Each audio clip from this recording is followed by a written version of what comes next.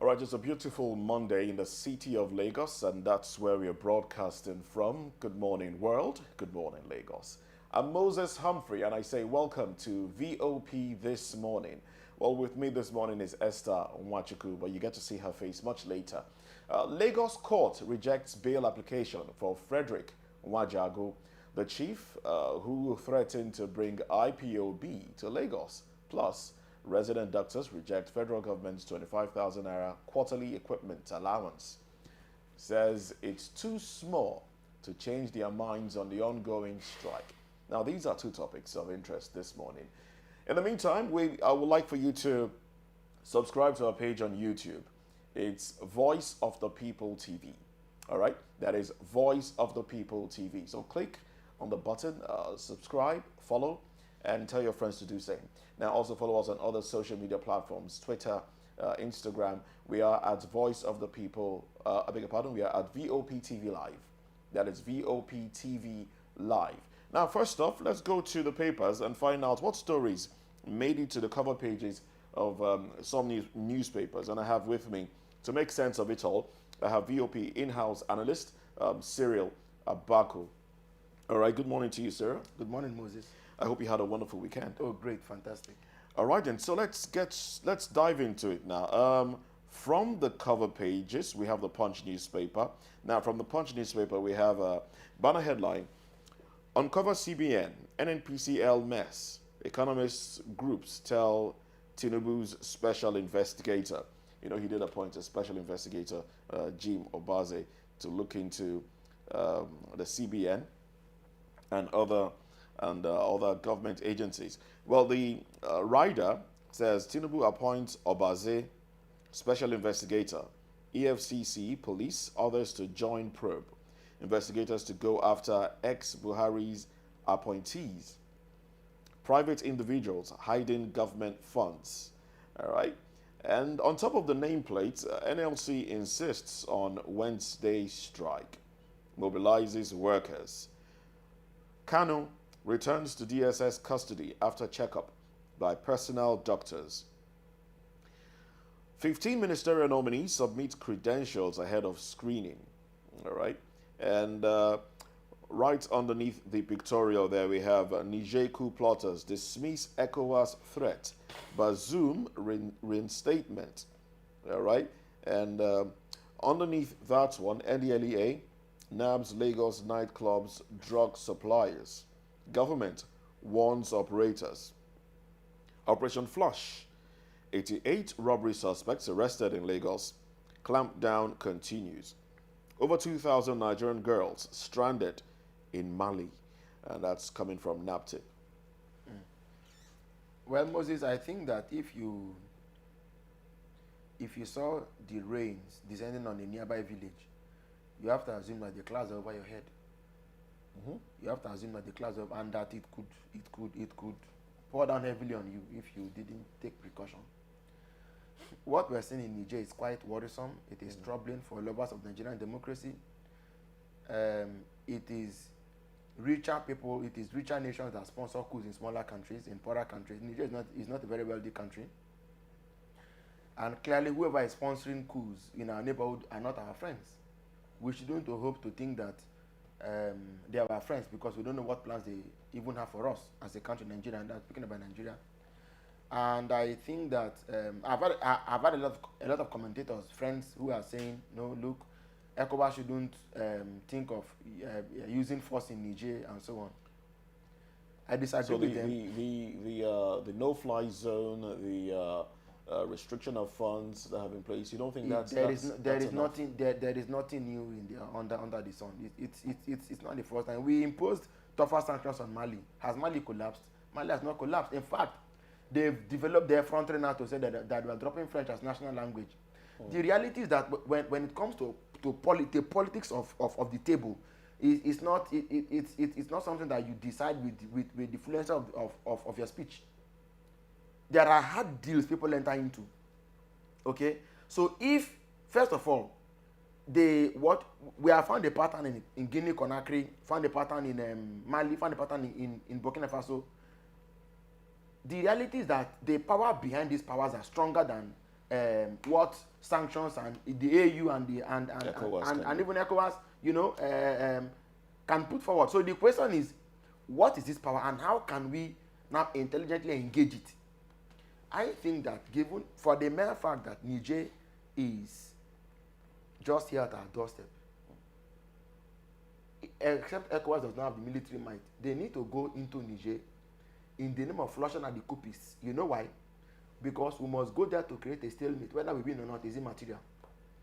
No matter how long that war is such an incursion takes, we must go there to, because if you don't, if it has happened in the 1, in the 2, in the 3, you should be worried. And in the 4th, you should be worried enough.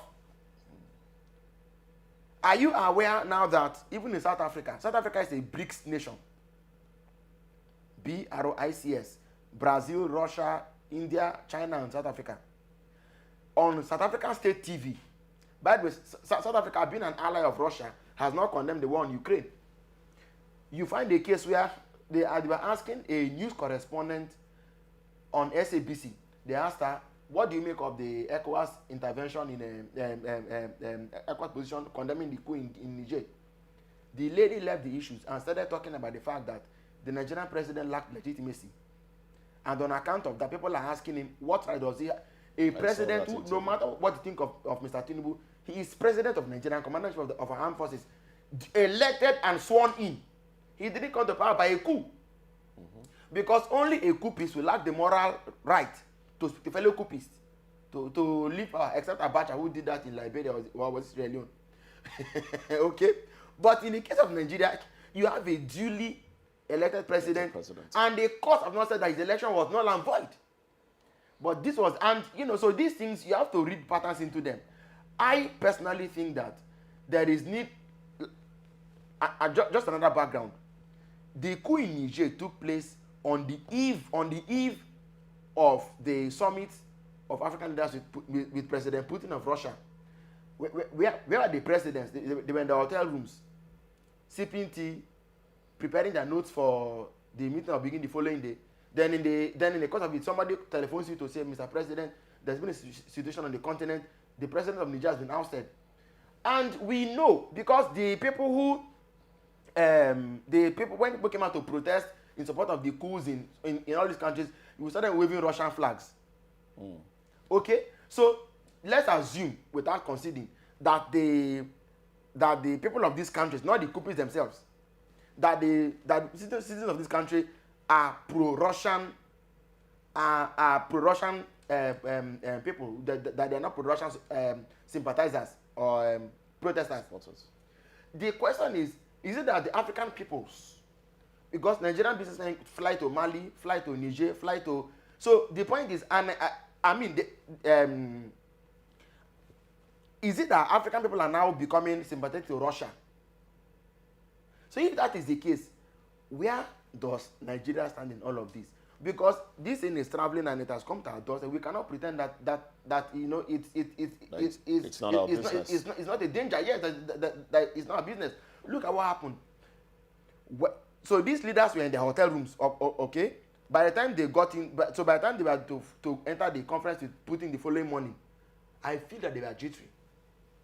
I feel they didn't go there as equals. Yes, as equal. I felt they went there sort of frightened and thinking, what is this man going to say? We've come to a superpower now. We have to mind ourselves. We have to be careful with him. That was the psychology of the leaders when they went to that meeting with Mr. Putin. Meanwhile, in Nigeria, our president, who is chairman of ECOWAS, had received a phone call from the American vice president. It was not to commemorate our Independence Day. It was not to commemorate anything. All right? It was simply a solidarity phone call, which you don't always get. Which is not something that happens often. I suppose that if even we are not conscious of what is going on, our friends in Washington felt that they needed to, show some solidarity and to say we stand with you. But words are one thing. The actual capacity to show the backing is another thing. Because look at now, France has been the mother of Francophone West Africa for a long time, and all of a sudden there appears to be what looked like a revolt, And the thing is this, look, Moses, politics is too serious and too practical for anybody to be talking theories right now. Whether even among the countries that have not fallen yet, we do not know how many of them are now taking a bearing and recalibrating their foreign policies and saying, look, we need to act in time. Because as they say, stitch in time, save 9. Do we need to wait for a coup to happen before we become proactive as a country? So we don't even know who stands where. ECOWAS is going to be to what's it called, to Niger. My thinking is, even within ECOWAS, are all the members of ECOWAS still ECOWAS? Are they all, on the same page and saying we unanimously? On paper they could. Words are one thing, actions are another. So before we step out of our house and say, well, let's go to Niger and tell them, of course we condemn the democracy, it looks good on paper to say these things. But in reality, who are even our partners in this war against a regression from democracy in West Africa? Who are they? Can we really count on them? I don't think you can count the numbers and think that, So that's something to continue to think about, and let's hope that ECOWAS, after their last meeting in Abuja, will do something, will make a decisive move, and protect democracy. But I have to say it again that in the case of Niger, if ECOWAS has the might, which I doubt they do, but if they can afford the might, they need to go to Niger. Where words fail to do the job, action must follow. Because like I said, if you don't, it will metastasize.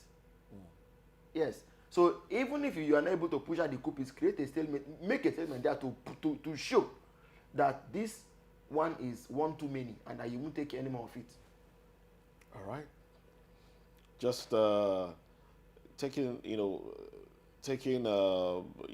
a step further on this issue, the Daily Trust has its banner headline: Niger coupists seek Russia's help as ECOWAS moves military action. Clash imminent as regional body orders borders closure. No-fly zone. Chiefs of defense staff asked to act. French embassy attacked. U.S. considers cutting off ties. Military intervention will be catastrophic. Expert. What do you make of that? No. This is from the Daily Trust.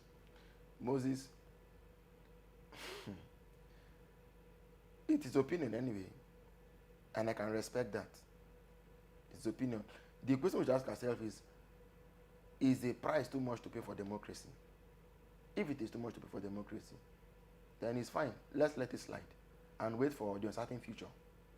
But if we feel that democracy is too precious and really, really worth paying the price for, I think it's better that we initiate a scenario we can control, a scenario we can take charge of. But if democracy is not worth the price, then really we can. All right, let's look at some other headlines from the Daily Trust still.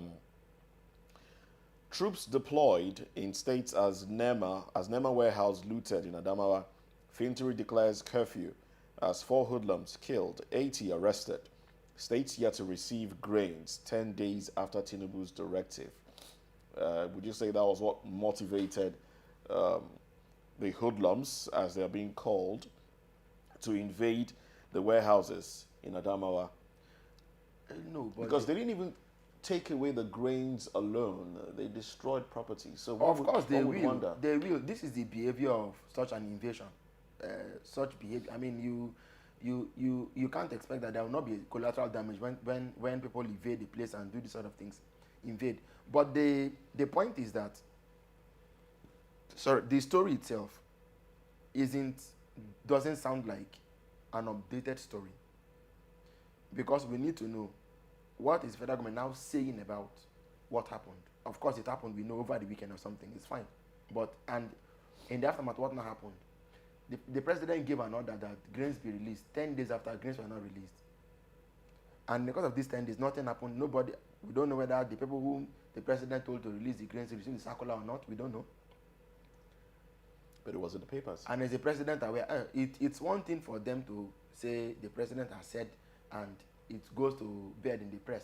But the question is the people who should now, if you went and announced and said we're going to be increasing salary of workers, it's what you intend to do is policy, but you must put it in writing and give to the relevant offices, you know, to work out the modalities. Yeah, the modalities. But where that is not done yet, I want to hope that government is not distracted and that government will wake up to back its words with action early in the day.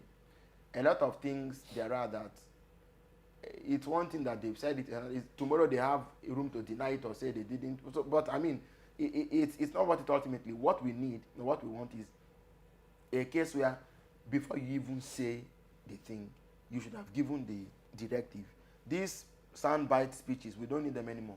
Okay, there's so much hanging on the neck of Mr. President, especially in light of his vaunted claims about what he did in Lagos. People expect that there'll be real organization, planning, execution, and so on.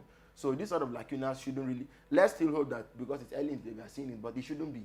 If the president has spoken, immediately this thing should be yes. All right, other headlines here. One killed, several shops burnt as Imo government demolishes Hausa's settlements.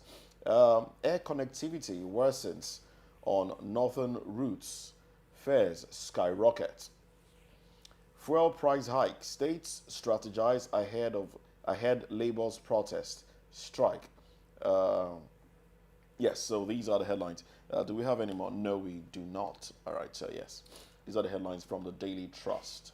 I want to sincerely hope that in light of the social milieu we find ourselves today, in light of the extreme hike in price of things, goods and services, everything is shooting through the roof. Our buying power has significantly waned. Inflation is at an all-time high. Unemployment is soaring through the roof.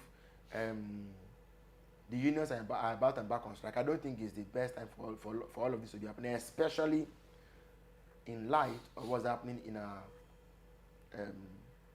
in West Africa generally, because of course whatever happens in Nigeria affects West Africa. So I think it would be wise if we moved very quickly to make sure that as a society we have some form of rhythm, relief, respite. You know what I mean? That something to show that government has a listening ear, and that government is willing to see with us and hear us out and calm frayed nerves. But it will not do us well. At the time when the president's attention is now seriously drawn to foreign policy issues, his foreign policy is being put on trial already.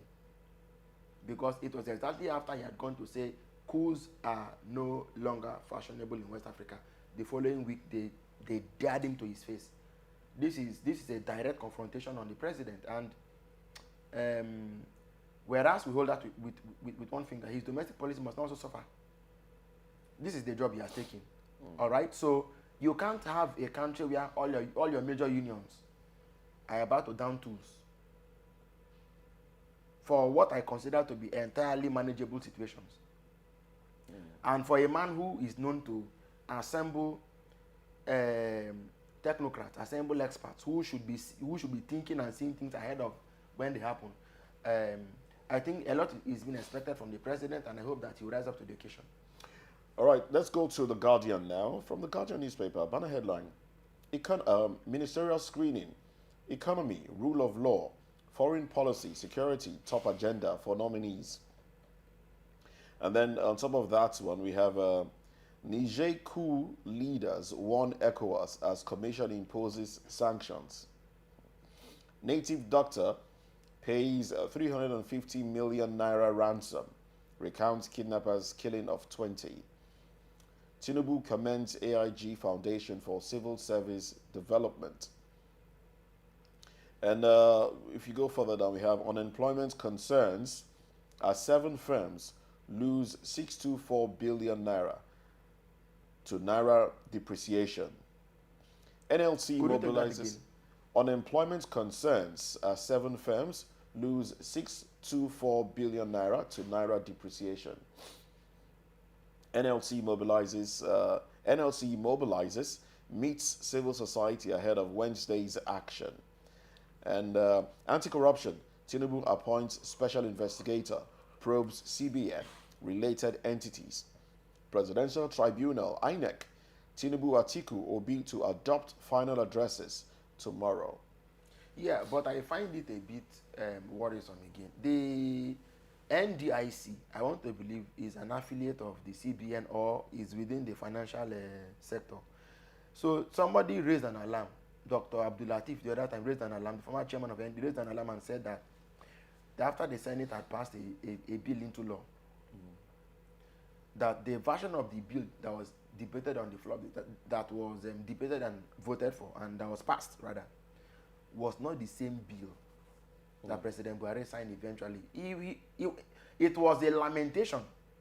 There was this audio clip that man recorded, and it went viral. And I'm wondering, nobody has said anything about it. Nobody's investigating it. Nobody's why we are now employing a private investigator to investigate the CBN.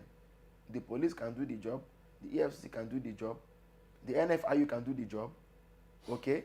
Maybe this feels like you don't want interference, because the private investigator is to report directly to the president. Yes, it is not it is not a new thing. Who does the police IG report to? It's not a new thing. No. So don't get me wrong. My concern is why CBN now, and how come the CBN is a priority. That's my concern. People are saying we need to look at the NNPC. Maybe after 3 months or after 1 year, the president says NNPC. But the question is, what is the evidence against the CBN? So do you think that you don't already have against NNPC? Do you think, as this thought comes to mind, I mean, some people have given this thought as this could be a way to find evidence against Godwin Emefiele, the suspended governor of the CCBN. I will sincerely, because this is what it may come to eventually. The man has been arrested. He's been now again. The court says let him go, and they're not letting him go. So it feels like they want to have something to hold on to. But you've already lost everything that there is to hold. You brought the charge again, firearm possession charge, after you yourself said it was a terrorist or terrorism sponsor. You couldn't bring that charge against him. The next thing we hear now is that he possessed a firearm. Maybe even if he had a firearm, it was on him coincidentally. Because of course, I mean, just to think of it, are they trailing him that he bought the firearm from somebody or from somewhere, and we are trailing until firearm was found in his house actually. No, it's fine, I know, but I'm just asking. Of all the things that they found, how long has he been in his house? And they didn't know. Maybe when he went to go and search, and now found it out or what. There are a lot of gaps in this whole matter. Now, the thing is this: when you arrest somebody and tell the world we've arrested him, and you don't try him, just put him here, you are telling his accomplices to bury the evidence. Of course. That's what you've done. You're now going to the CBN to go and look for evidence against the man, when it is already clear that you have been chanting him. So even if anybody had anything against him, now they'll say this and that. Tomorrow it could be my turn. So why will I give them ammunition to finish him off? I won't. That's what people are now going to begin to think and say, why do we go around this circle all the time? Emefiele is a Nigerian citizen. Even if he committed any crime, let the law take its course. Let not man have his way with him. It's not right. It's not right. You have NNPC, CBN, FIRS, NDDC, NIMASA, and so on. Go and check. If you Google all these big NPA, all these big money spending, you will hear corruption cases again. And it's as if when people make accusations, the president just waits. Not Tinubu per se, like the Nigerian president just waits. Any day anybody offenses, oh yeah, hold that one. But the thing is, evidence doesn't wait for you. Sometimes trails go cold. So if you don't wake up, if you don't punish crime when you should punish it, like I always say, the time comes when it goes from prosecution to persecution. persecution. And at this time, I think Nigerians would want to see a probe into NNPCL as against the CBN due to, you know, the things going on An in the organization country. that lost 2 million naira in 2 trillion naira in just changing its name from But NNPC. unfortunately, we have to end this conversation at this time. Thank you very much, Cyril Abaku, for staying with us on the program. Thank you. Well, up next on VOP this morning, court rejects bail application for Igbo chief who threatened to bring IPOB to Lagos. Well, stay with us on this one. We'll be back in a bit.